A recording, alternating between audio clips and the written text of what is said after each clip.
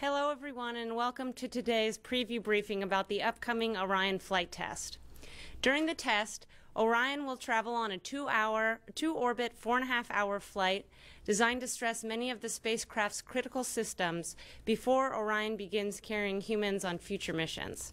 Here to share more about Orion and its upcoming flight test are Bill Hill, Deputy Associate Administrator for Exploration Systems Development, Mark Geyer, Orion Program Manager, Brian Austin, Lockheed Martin Mission Director.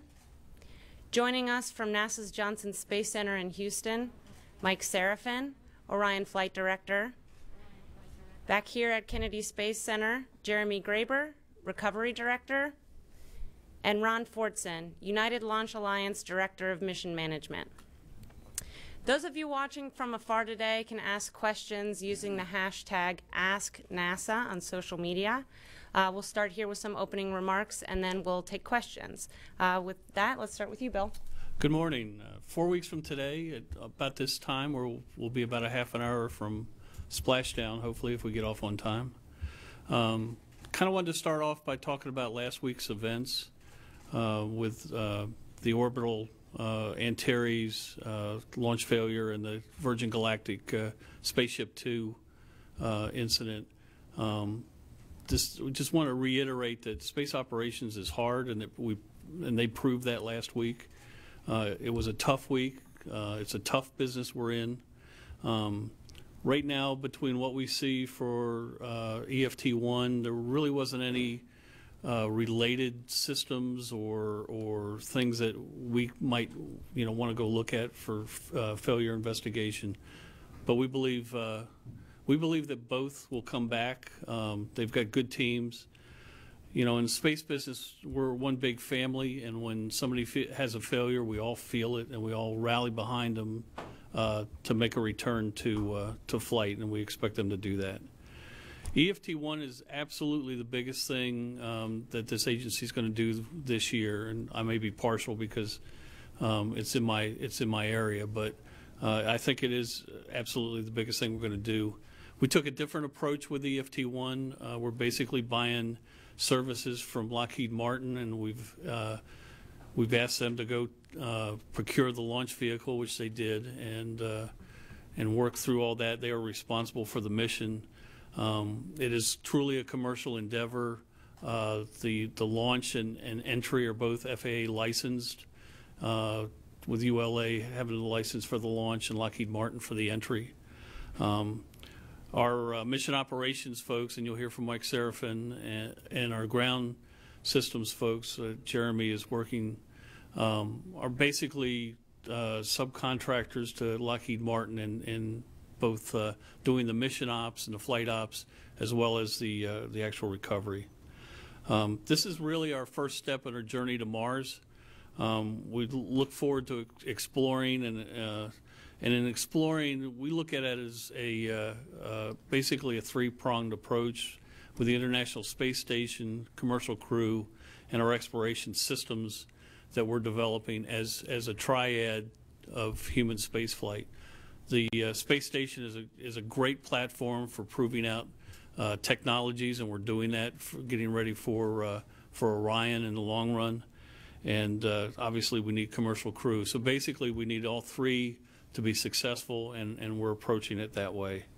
And that's basically all I have. I'll turn it over to Mark. Okay, thanks, Bill. I'm going to talk about a couple of things. First, I'll talk about what is EFT-1, what's the purpose, and then I'll talk a little bit about how EFT-1 relates to the vehicles we're going to fly people on and how similar they are. So let's go to the first chart. There's a picture of the crew module in black. Those are the tiles that you see there. It's mated to the service module in this picture. EFT-1 is primarily a crew module test, and I'll talk about why that is, because that is the core of Orion, and we're testing key systems there. If you go to the next chart, you'll kind of we'll get a panning, or there's a picture of the whole Orion on top of the adapter that we got from the rocket guys from SLS. The service module is below that in the fairings. The capsule is on top of that, and now the capsule is encased by the launch abort system, which you see there on the top. Whole stack is about 72 feet. It's a big piece of hardware. We'll actually roll out to the pad and be lifted onto the rocket on the 11th of November. So that'll be a big day for us. And basically, Orion is done. We're completed, buttoned up, ready to go. So let's go to the next page. What is EFT-1? Well, there's a picture of Orion when we are flying people, the full complement of systems. And then on the next page, let's talk about EFT-1. EFT-1 was basically, so next page. There you go. Okay, that might be a little hard to read. But what I wanted seemed better when I actually was looking at it on my screen. EFT-1 is basically a compilation of what I would say the riskiest events that we're going to see when we fly people, and I'll talk about each of those. So this test flight is a great opportunity for us to fly those and to actually see them in operation. Some of these events are very difficult or even impossible to test on the ground, so it's important to fly them. So EFT-1 gives us a chance to put all those together in a test flight. So if we go ahead, let's try, we'll go to the next page, and there are 17 separation events on the left, upper left. These are basically things like we jettison the service module fairings. The service module fairings are there basically as a weight reduction effort. They help carry the load on the way up, but we dump them so we don't have to push them to the moon. The launch abort system will also be jettisoned on this test. It's another critical event. We'll separate the crew module from the service module. A lot of things that have to work right the first time. And so they're key events, and we're going to test them on this flight. Some of those we've done tests on the ground again, but you really need to test them in the flight environment. So that's why this is such a big test. So go back to the chart again on the right, the heat shield. Obviously, we've talked a lot about that. We're going to go 3,600 miles into space. We're going to enter at about 20,000 miles an hour. It's about 84% of a lunar entry, so we get very close to what it's going to be like coming back from the moon. The heat shield's going to see about 4,000 degrees. It's about 1.6 inches thick. Will burn off. We project about 20% of that will burn off. That's part of the nominal plan. Of course, the big part of this test is we'll get it back. We'll look at it and see how did it perform. There's a lot of uncertainty relative to the aerodynamics and the flow and those kind of things on this particular heat shield, which is the biggest heat shield that's ever been made. Next page, or go to the one more slide. So radiation, obviously, we're going to be flying very close and through parts of the Van Allen belts. Since we are 15 times higher than the space station would not deal with that radiation level, but we will, and any vehicle that goes on to the moon is going to have to deal with that. Why does that matter? That's a big issue for the computers. Now with these processors that now are so small, they're great for speed and for size, but they are more susceptible to radiation. So we expect, we have a design that if we get some, let's say, upsets, the computers might reset. This is something that we plan for. We have redundancy, and we have ways for us to bring those back up and support the mission. We also have timed some of our key events to be outside this region, so again, to protect ourselves. But that's one thing that we have to design for, and we have to actually see how it behaves. And then the last piece is really the parachutes. You know, we're going to go from about 300 miles an hour to 20 miles an hour. The crew obviously is not going to land at 300 miles an hour. We need to slow it down. So even after the heat shield deploys, the parachutes have to help slow us down. So we have 2 drogue chutes and 3 mains. Those are the main part of slowing the vehicle down. Again, we've done drop tests out in Yuma. You get kind of close with certain environments, but we haven't never done a real full entry from space, and this will be our first chance to make sure everything deploys and operates as it should. So that's a big part of it. The next thing I wanted to show you was, let's go to some slides that say, this is a picture of Orion on EFT-1. And how similar is it to what you're going to see when we actually fly people? So let's click through that. First, let's start with the crew module itself.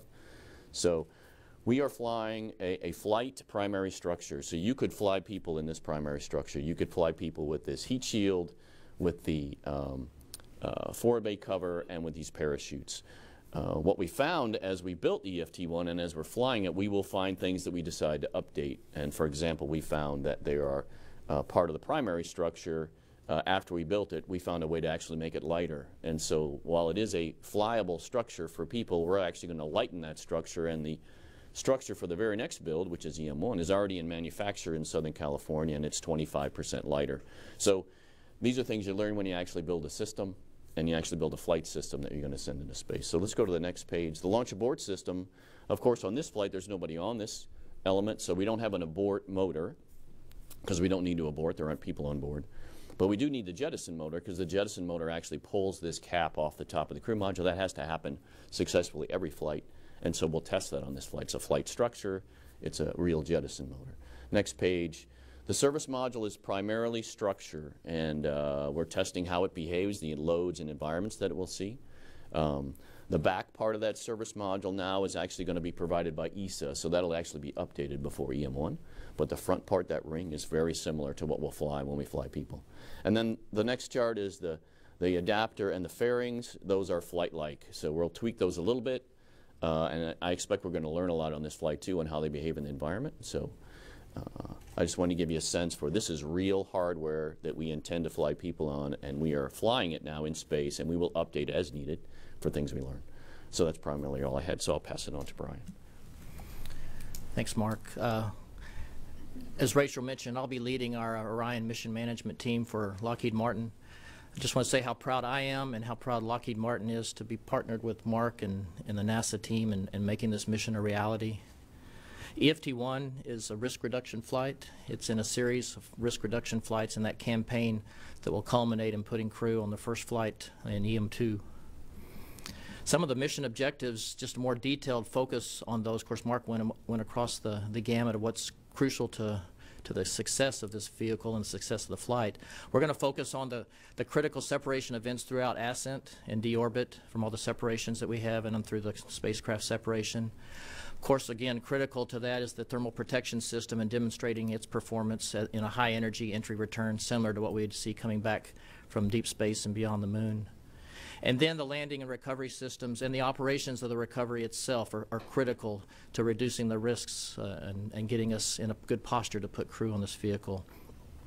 Through that, we're building a very safe and reliable spacecraft and looking forward to taking it beyond Earth orbit, beyond the moon, exploring deep space, as Bill mentioned, and then soon taking us to Mars.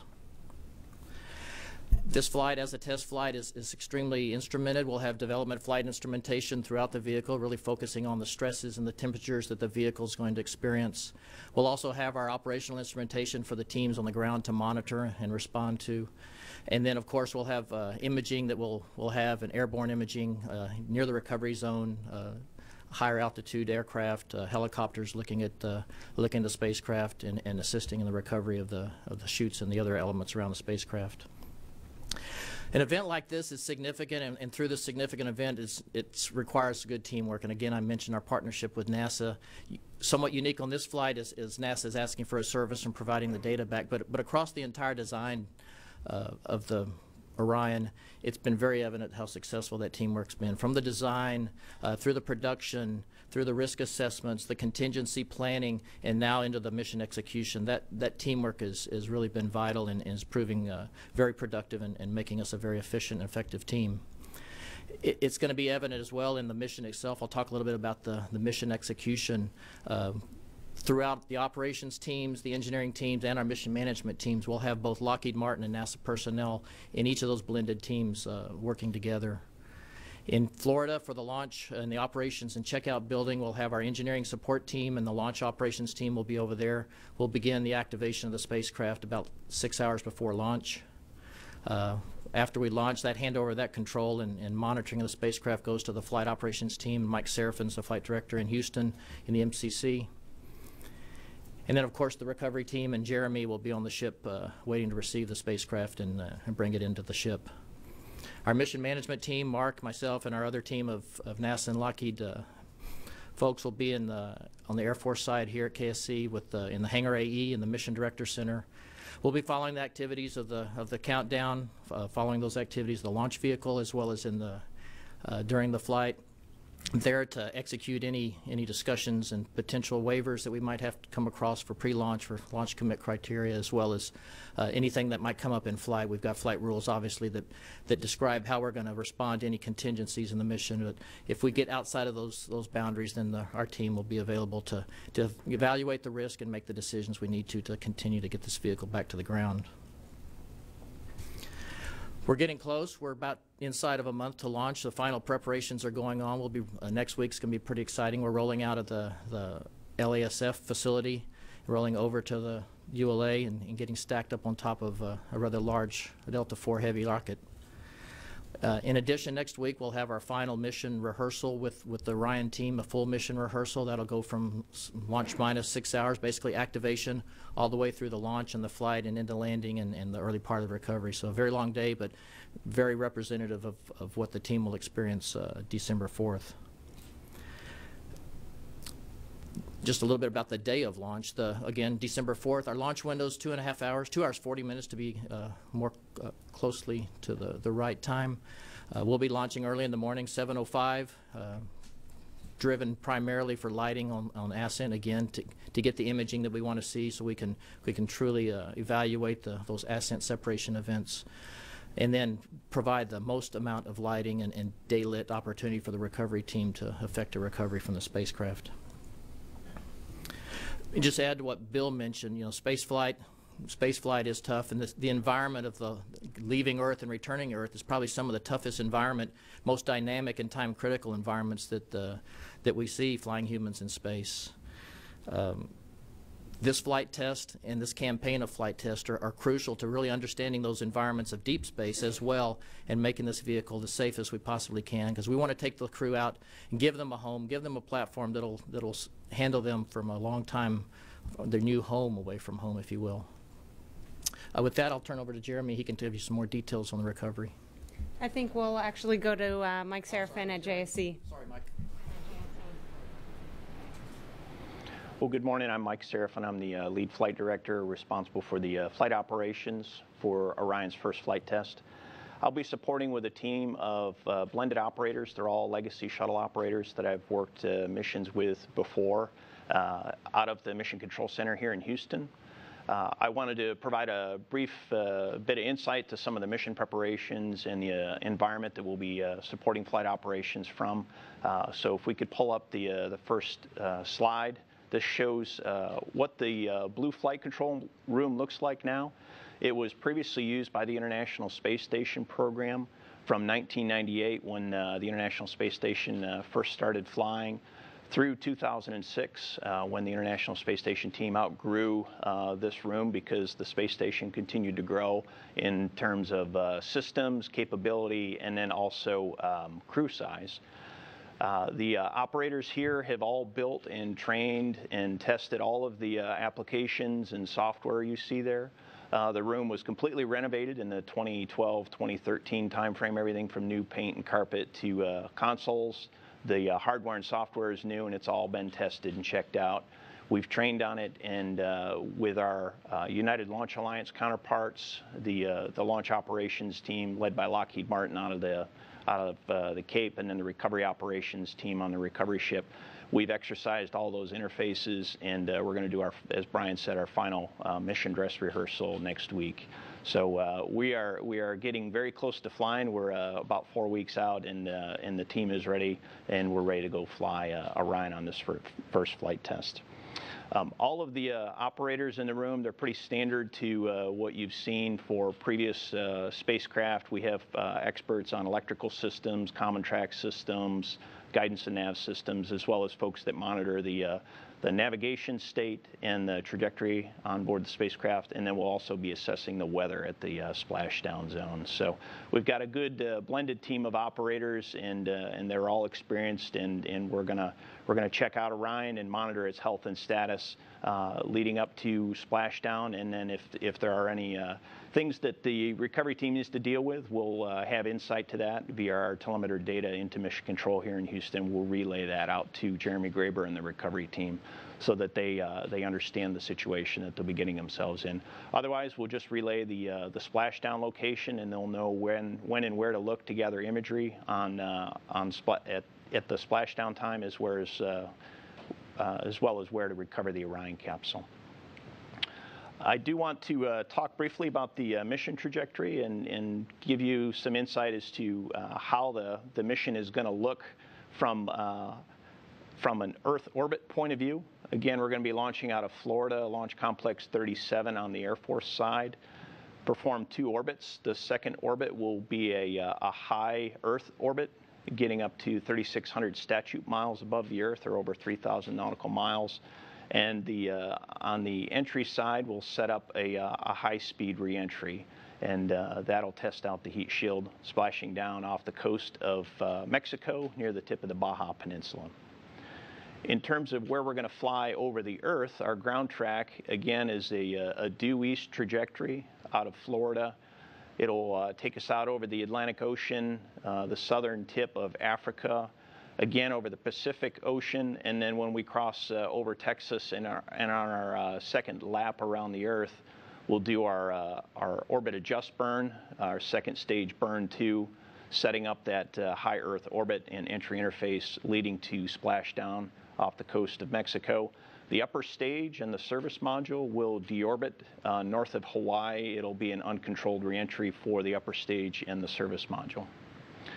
In terms of the altitude profile, the altitude on the first orbit is going to look similar to what we've seen for previous space shuttle missions and is in the same ballpark altitude range as the International Space Station. The lowest point of orbit, or the perigee, is going to be around 100 nautical miles on the first orbit, and then it'll get up to about 500 nautical miles in terms of apogee. An hour and a half into the mission, an hour and 20 minutes into the mission, we'll do our stage 2 burn 2 to set up that entry interface. It's a radial burn, and it physically changes the shape of the orbit from a circular orbit to an oblong shaped orbit. Sets up that apogee again at 3,600 statute miles, and our perigee is actually minus 20 miles. And Orion will set up for a guided entry at entry interface at 400,000 feet. In terms of the mission profile itself, Mark Geyer talked about all the capabilities we intend to test. I'll walk through a video here and show you the mission from liftoff to splashdown. On day of launch, we'll be again launching out of Launch Complex 37. At 6 hours prior to liftoff, the launch vehicle will be powered and fueled. The mobile service tower will be rolled back. Orion will be activated. And then at 6:05 Central Time, we'll lift off from Cape Canaveral. The Delta IV Heavy and its 3 liquid boosters will take us out of the Earth's atmosphere. And roughly 3.5 minutes into the mission, the liquid boosters will separate. The core will shut down. The liquid core will shut down about 4 minutes into the mission, and then the upper stage will ignite. After the upper stage ignition, the service module fairings will separate, and the launch abort system will be jettisoned, and Orion will continue its climb to orbit. We'll achieve orbital insertion about 17 minutes into the mission, and we'll begin our first lap around the Earth. At an hour and 55 minutes into the mission, we'll do our stage 2 burn 2, and that'll set up that high Earth orbit as well as our entry interface. During that time frame, we'll be in a barbecue roll, which is rotating about the long axis, and we'll pass up through the Van Allen radiation belts, a period where we expect to see elevated radiation, and we may see some effects on some of our electronics that Mark Geyer briefed earlier. At apogee, we'll see the Earth from 3,600 miles up out the hatch window. It'll be about the size of a 6-foot disc held at arm's length at that point. And then we'll come back around and separate Orion from the service module in the upper stage. We'll activate the attitude control system, orient the heat shield forward, and then Orion will begin its trial by fire. During the reentry, the plasma outside the heat shield could see temperatures up to 4,000 degrees Fahrenheit. After the peak heating period, the heat shield is no longer required. So at that point, we'll jettison the forward bake cover, which is a heat shield that covers up the parachute system, and then begin the parachute's deploy sequence. At that point, Orion will start to drift down on some pilot chutes, and then 3 main parachutes will be deployed. They will slowly unfurl to provide a measured deceleration on the vehicle, and then they'll finally achieve their full open state, leading up to splashdown in the Pacific Ocean off the coast of the Baja. After we splash down, we'll keep the spacecraft powered up to gather some data using the flight instrumentation. We expect some amount of heat from the reentry to soak back into the structure, and we want to understand and characterize the cabin environment before we put our astronauts in there to understand just how hot it's going to be in the cabin.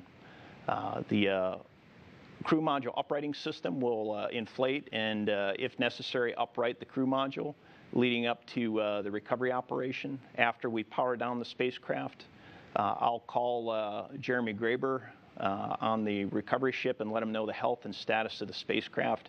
And then once we've verified that the health and status is safe on the spacecraft, the recovery forces will come in and recover it.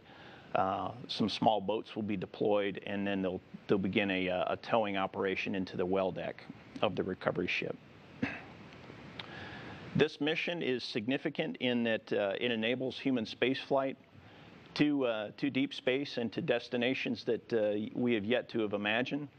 The aerospace industry as a whole is a tough business, as was said earlier by Bill Hill. Anybody that's been in this business for any amount of time understands that it takes a great deal of fortitude and perseverance. And we intend to test ourselves on this mission, and we intend to test our spacecraft before we put humans on board. With that, I will turn it over to Jeremy Graber, the NASA Recovery Director, and he will brief the recovery operations. Okay, thanks, Mike. Appreciate the lead in there. We've got a video that I'm ready to show you guys to walk you through a lot of the preparations that we've put in place. As Mike's already described, after Orion's on-orbit operations, spacecraft will splash down in the Pacific about 600 miles southwest of San Diego, and our EFT-1 recovery team will be on station ready to go to work. The Ground Systems Development and Operations Program here at Kennedy Space Center is partnered with Lockheed Martin, the Department of Defense, the U.S. Navy, to perform several underway recovery tests. These tests were essential to establish and practice the techniques that we'll use to recover Orion, the parachutes, and the forward bay cover from the water. So prior to leaving Naval Base San Diego, the recovery team, along with the Naval Base supporting organizations, will load the recovery hardware onto the U.S. Navy's amphibious ship, the USS Anchorage. Once all of our preparations are complete, the recovery team will embark aboard the Anchorage and head out to the planned EFT-1 landing area. And you'll see a lot of that footage here. In the days leading up to the EFT-1 launch, the team will be preparing the recovery hardware, launching weather balloons from the deck of the ship, monitoring sea conditions, and providing this data back to the mission team as we characterize the conditions we expect on recovery day. Once Orion is successfully launched, the team will perform final preps and launch 2 Navy helicopters that will capture imagery of Orion's descent and splashdown. In addition, those helicopters will guide the recovery forces to the Orion and the other hardware. We'll use rigid hull inflatable boats to secure that hardware with floats until we can recover it. Once Orion splashes down, the crew module uprighting system will get us into this configuration that you're seeing now. If there were any issues, we have an alternate manual uprighting operation that would use inflation bags, as shown in the footage you see here from the Neutral Buoyancy Lab in Houston.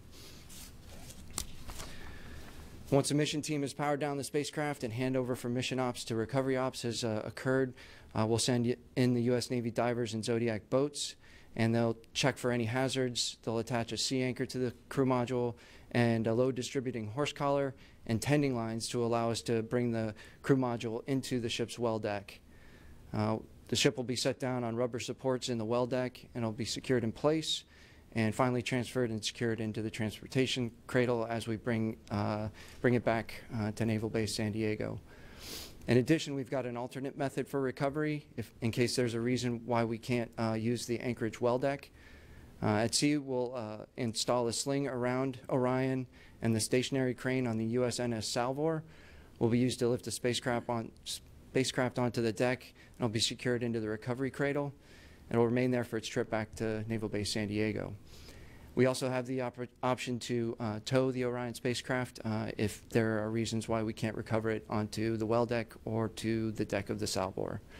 And our team is going to be ready once we splash down out in the Pacific Ocean, our team will be ready. One of the things I want to expand a little bit on is we're going to be very deliberate about our recovery operations. Very good thing about Orion is that it will float. So with this being a test mission, we want to make sure that all of our recovery forces are safe and that we take our time and we're patient about our recovery operations.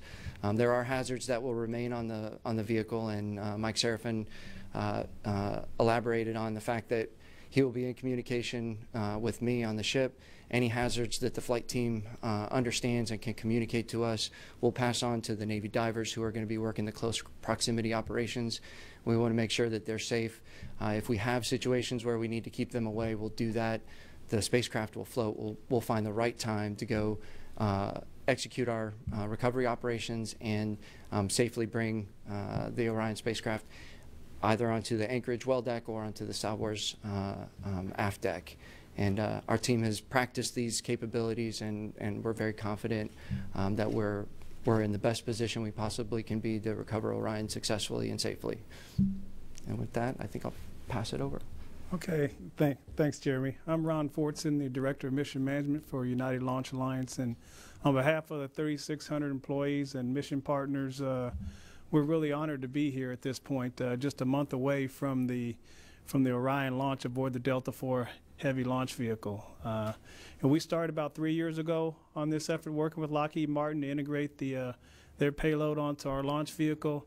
And over 2 years ago, we actually started the production of the hardware in Decatur, Alabama, to get the booster ready to come out here in order to support all the operations that are going to be going on for the remainder of the count here. So this is the 28th Delta IV launch that we're going to have, and the 8th of the Delta IV Heavy configuration. That Delta IV Heavy configuration consists of a center common booster core along with 2 strap-on common booster cores. And each one of those common booster cores has an RS-68 liquid oxygen, liquid hydrogen engine that provides about 663,000 pounds of thrust each. In addition, there's an upper stage on the vehicle that is an RL-10B, and it's also provided.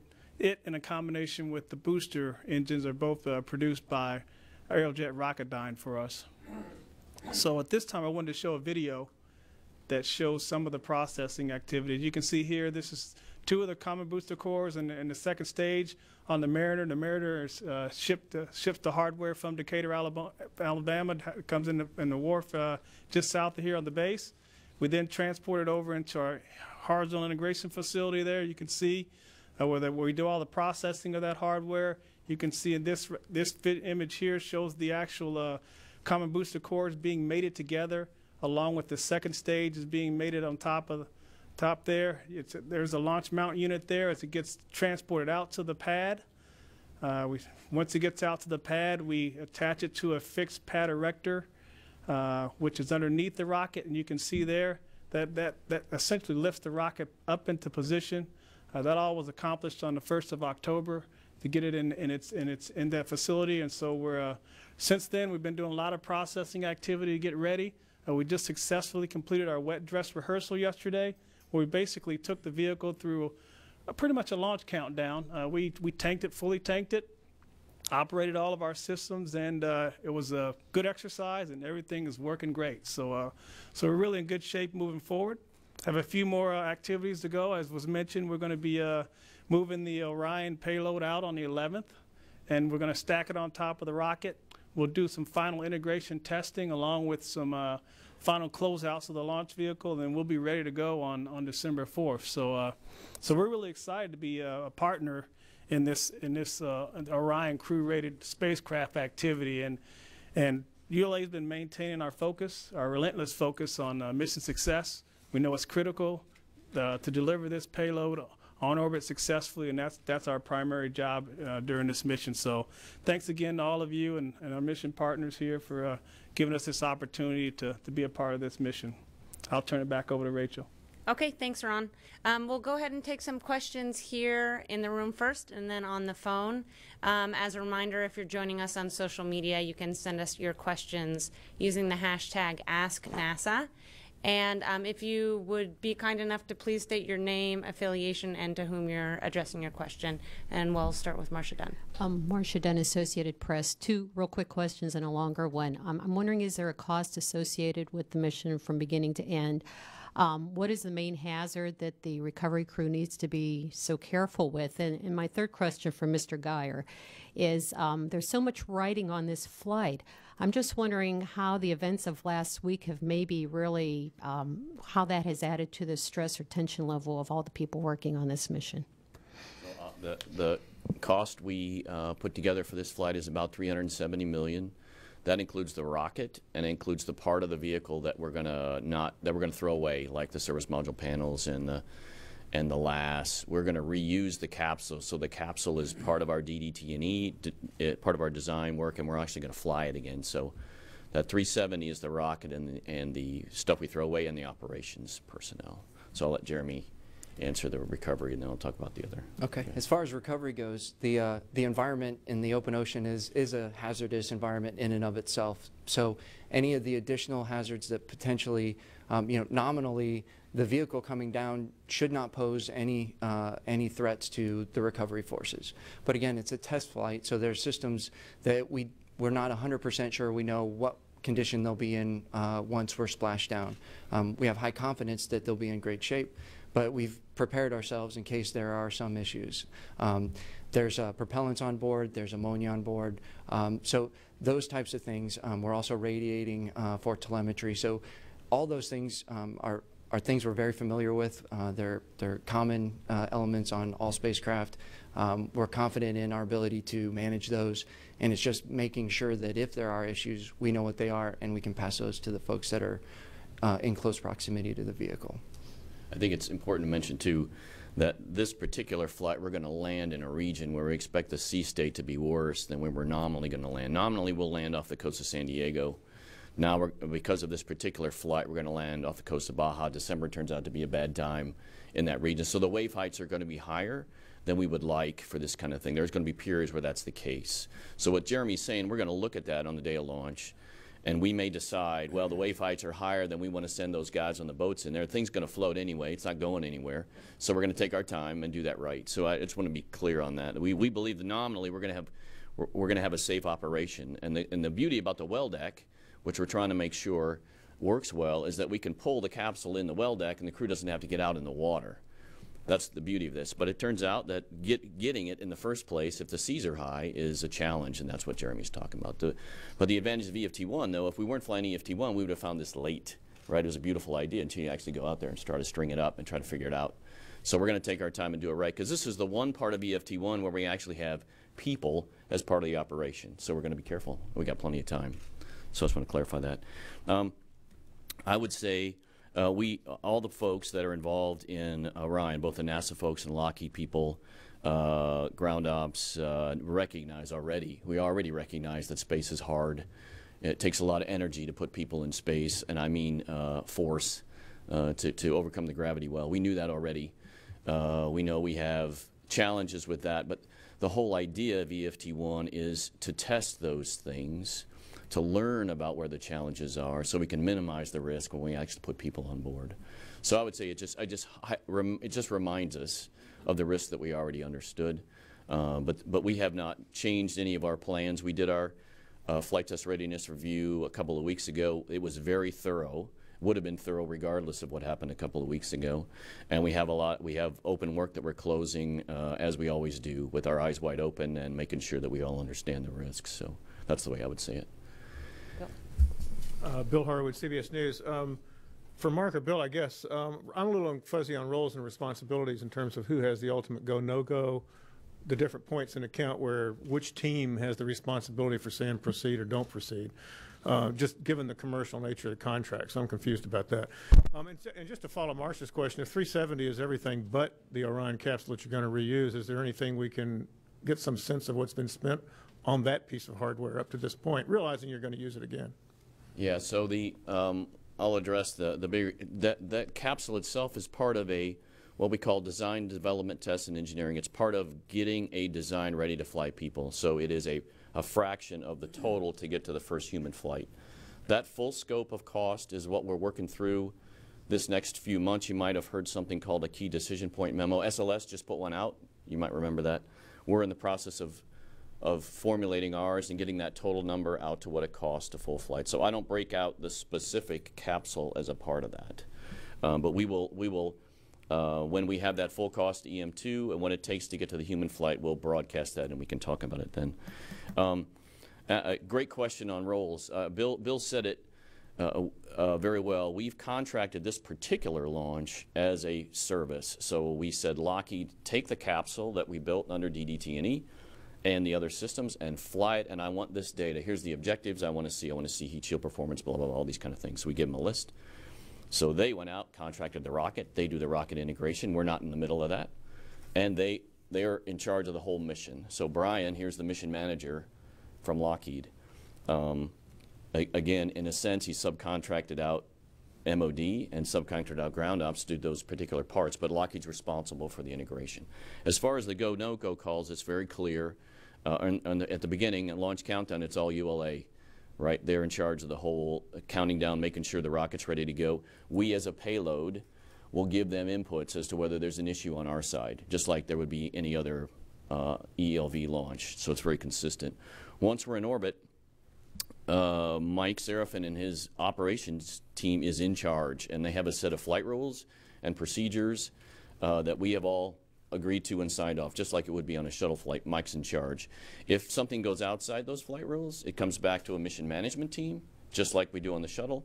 And as Brian said, that mission management team is in Hangar AE. Brian's in charge, but NASA's also part of it. I'm there. We have safety and engineering, so we'll talk about the particular issue, and we'll caucus and make a decision. But then Mike will make the call and forward that on to Seraphin, who's mission operations. So that's how it runs. Did I? Yep, good. That's fine. It's a great question. And a final quick one from me. What kind of rocket cam stuff can we expect during this flight? You mentioned seeing the Earth out the window, but what kind of cameras are on board, and what can we expect to see in real time? We're still working on exactly the bandwidth and when we can show these, but we'll have rockets on the we'll have rockets on the cameras. We'll have cameras on the rockets, so it'll be looking up. We expect to see separation events, the fairings and the last. We'll have cameras out the windows too. So there should be some selected views as we're flying, and certainly as the parachutes come out, that kind of thing. Stephen Clark with Spaceflight Now. A couple of questions. First of all, can you walk through what's lacking on this spacecraft, what you need to introduce for the EM1 mission to support crew inside the spacecraft or outside the spacecraft, I guess, and for Ron Fortson, can you talk about the modifications, if any, to the launch vehicle and also to the launch pad to support this very unique payload? Thanks. Yeah, so I'll start with the crew module, which is the key. So we're flying the structure, we're flying the heat shield, we're flying the parachutes. The computers are the same that will fly people. We'll fly with people. We're going to add a third string. So basically, I have two sets of computers. I'll fly a third when we actually put people in. So we add redundancy is one way to think about it. We'll also add the seats, and we'll add the displays and controls, because you don't need those. There's nobody to push the buttons, right? You don't need the displays and the software to support that. So that's stuff we'll have to add. On the service module, that's the big add that we'll do on EM1, where ESA's providing the back end with the radiators, the prop system, the solar arrays, and we'll provide that avionics ring, which has a lot of the interfaces that help run the service module. So that's the big piece that's different between this flight and EM1 is the service module. And then when we actually go fly people, we'll put an active abort motor and an active attitude control motor on the last, because we'll want to make sure that as we're flying, if there's an issue with the rocket, we can get people off safely. So those are the big changes. So as far as the launch vehicle is concerned, the booster itself is pretty much the standard Delta IV heavy configuration. So there's been no significant modifications to the booster itself.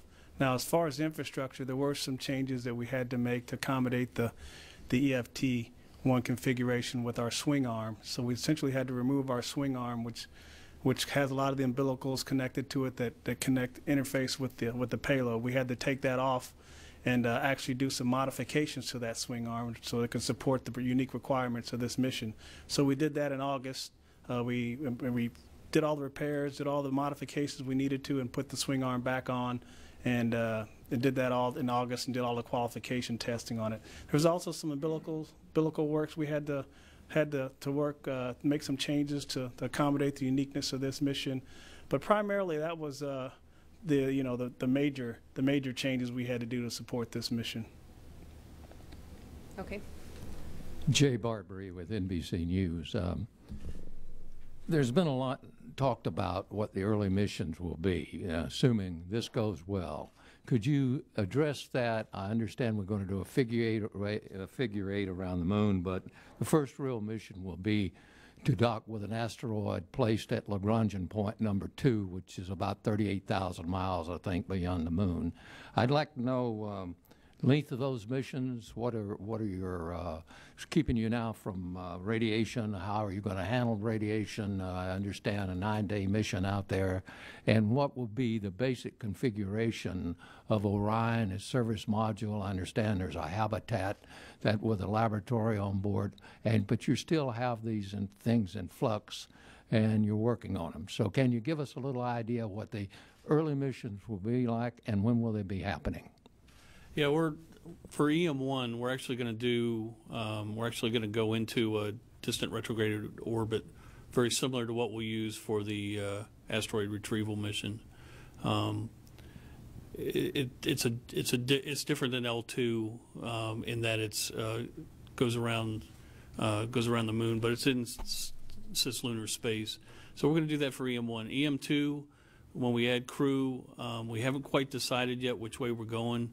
We would like to repeat that mission to enable our operations in cislunar space and to test out some things. We may test out a extravehicle activity or a spacewalk in preparation for the asteroid retrieval mission, and then we'll do a series of missions, one of which is the asteroid retrieval mission, that will sequentially start buying down risk of what we need to do to go to Mars.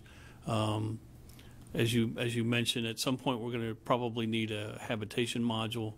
Orion is somewhat constrained in that it's good for 4 crew for 21 days. So we'll have to augment that as we get the longer missions. But we're in the process of formulating those, and sometime after the first of the year we'll be talking in greater detail on those. Okay, let's do one more here in the room, and then we'll go to a question on the phone. Go ahead. Can you give us any idea on a timeline right now, what you're thinking? We are taking a look at, after EM-2, trying to do a mission every year. We'll see if the budget supports that. We believe it does right now. Obviously, we're going to have to figure out a way to reduce costs for operations, and we're addressing those now. And then we'll have to build, kind of a funding wedge to develop other things like a habitation module or other things. We're also looking at, can we partner with some of our international partners, similar to what we're doing with the service module with the European Space Agency. Can we get other partners to bring on other capabilities that we know we're going to need to go into deeper space? Thank you so much. Sure. Go ahead. Daryl Nail with Orlando Fox. You mentioned that the heat shield is a critical component that you're testing in this. Can you compare it to the technology? How similar is it to that used during the Apollo program, and how different is it? What changes were made to it?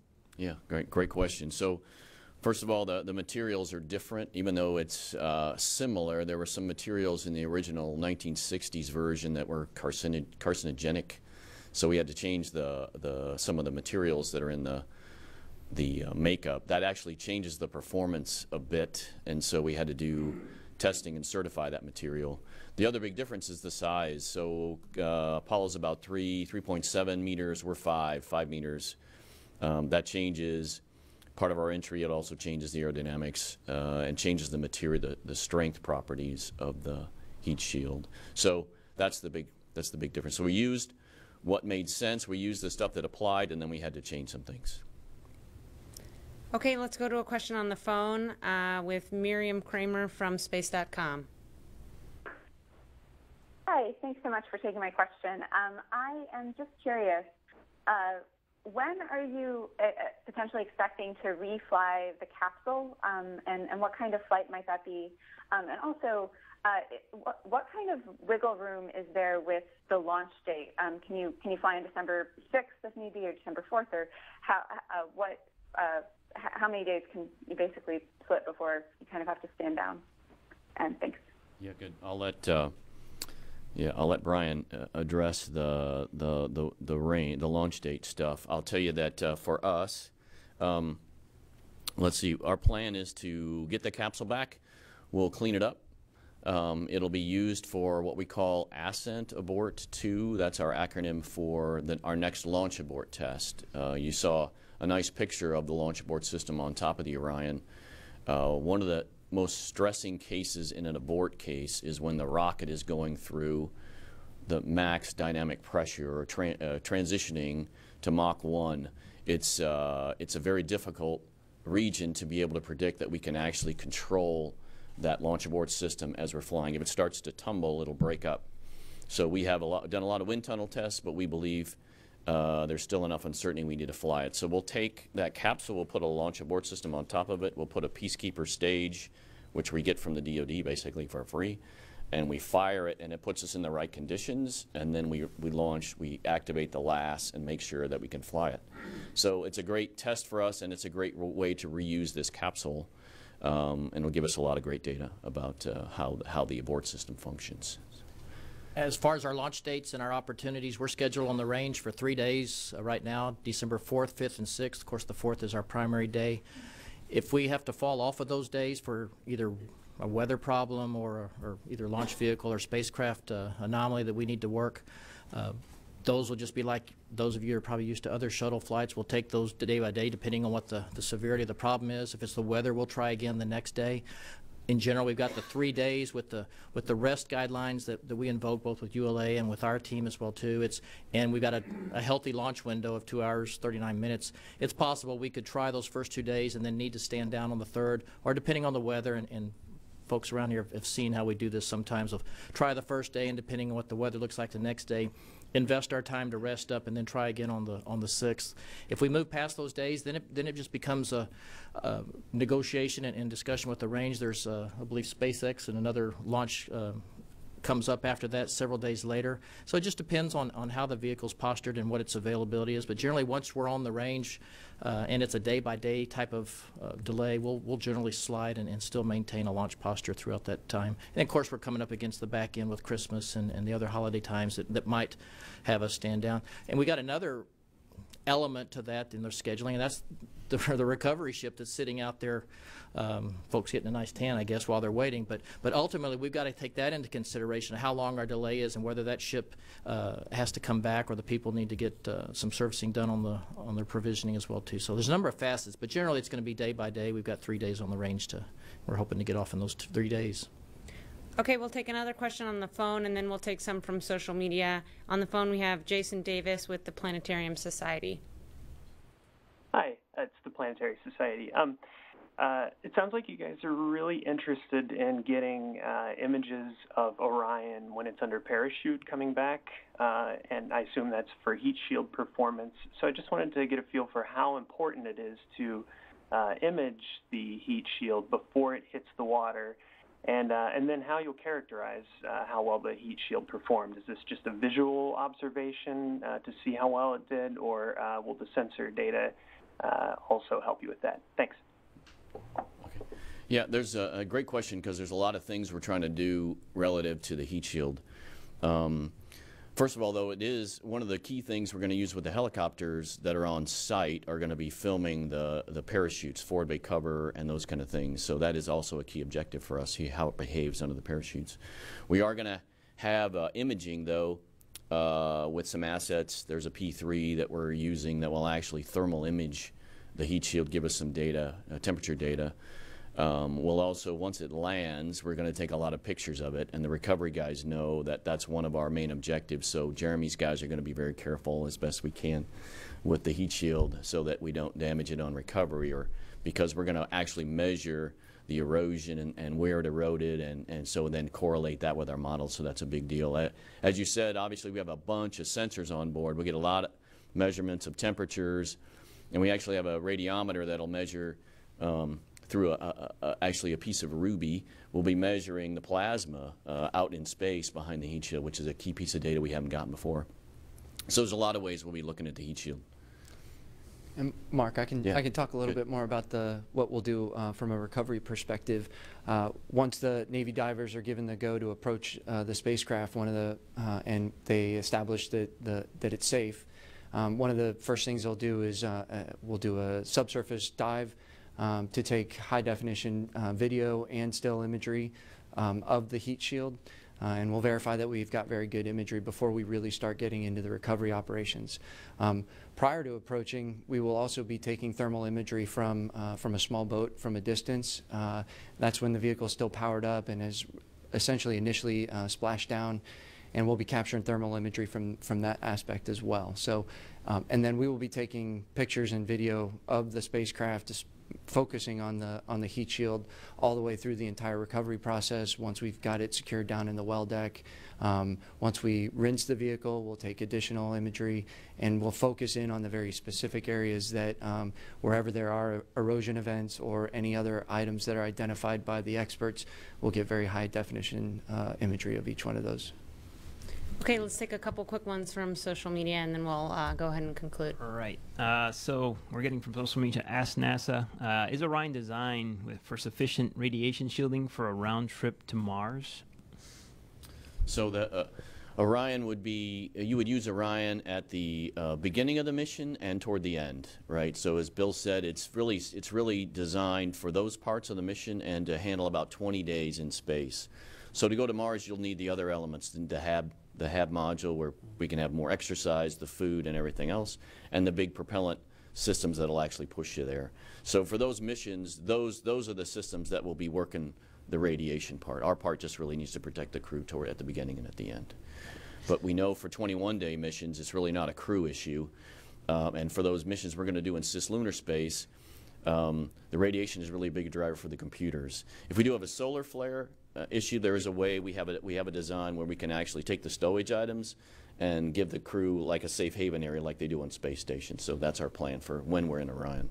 Okay, so kind of along those lines, will EFT-1 Orion be gathering data on what the crew would experience in flights such as G-loads? Yeah, that's a huge part of it. So one, we do have radiation sensors on board, for example, so we'll actually measure in different parts of the vehicle what we're seeing, what the actual environment is inside. And then I mentioned the heat shield instrumentation, but you know, we have 1,200 sensors. A lot of those are loads, so they measure the impact loads when we land, ascent. We'll get acoustic data inside and out, so we know how loud it is, those kind of things. So a lot of that is for the vehicle, but it's also about to understand what the environment for the crew is going to be. Okay, so the next question is, what happens to the upper stage after Orion's separation? Does it just burn up on re-entry? I'm trying to recall if it actually comes back in. It is going to come back in eventually, it'll do a final disposal burn after we separate. Orion separates from the upper stage in the service module. We'll each go about our separate ways. We'll go in through our entry trajectory while they also have their deorbit and disposal burn that we'll schedule and bring them back, largely breaking up as it enters Earth. One that kind of goes back to the Apollo questions is, in terms of internal size, how does this compare to the Apollo capsule? So the key part, I think, is so the diameter is significantly bigger, and on the inside it's like a very large cubicle. So if you've seen the pictures, it's built really for 4 people, where Apollo was built for 3. But we're also big enough that we could handle 6 for short duration, so it gives you a sense for the size. So to me, it gives you more flexibility.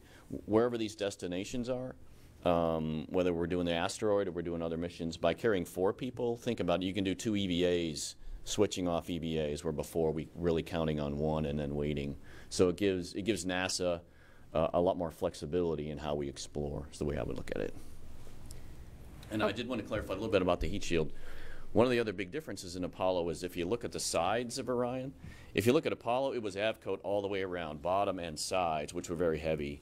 But on Apollo, or on Orion, we've used the experience we gained from shuttle. So the back shells are actually very much like shuttle tiles. They're lighter and yet they were able to provide the heat protection that we need for our mission. So we advance the state of the art where it makes sense and adapt to that. So that's one of the big differences between us as an Apollo, too. Okay, with that, I'd like to thank everyone for joining us today. You can learn more about Orion and track all the events planned leading up to the flight test at www.nasa.gov/Orion.